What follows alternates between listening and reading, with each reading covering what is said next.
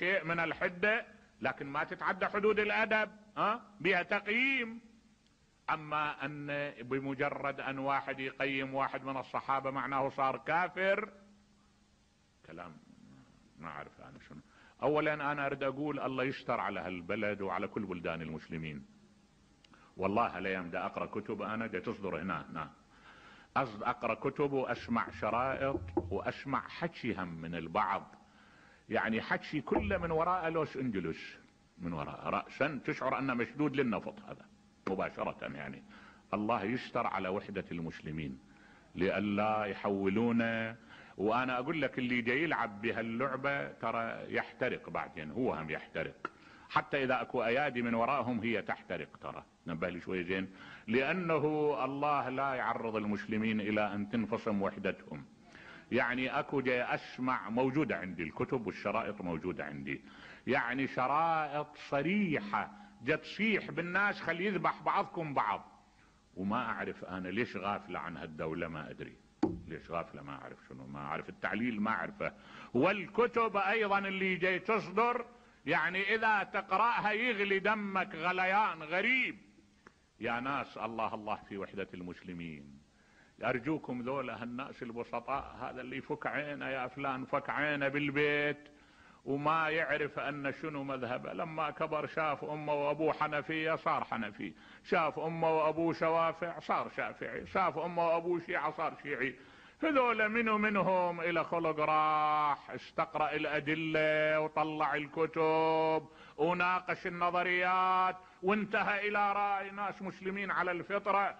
الله الله في وحدتهم، الله لا يرحمكم برحمته. والله انكم قتل ومجرمون، شهد الله وكفى ان هذه الكتب من ورائها ايدي مجرمة، هذه مهمتها ان تمزق وحدة المسلمين.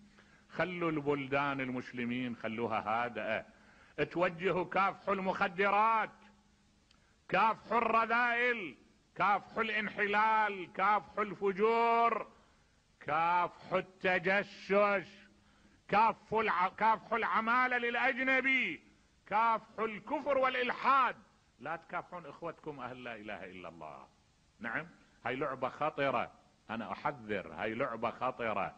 انتوا جاي تشيلون قسم، يعني بصراحة اكو بعض الجهات جاي تدفع الشيعة الى ان تذب روحها باحضان ابليس.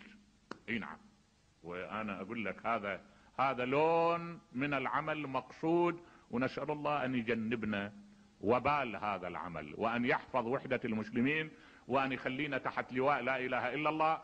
وهالافواه المملوءة قذر ونتن اسأل الله ان يواريها بالتراب، لانها افواه مو نظيفة، لا والله ما تهمها وحدة المسلمين ابدا، ولا تهمها كلمة لا اله الا الله، انما عندها من وراء ذلك اهداف مشبوهة.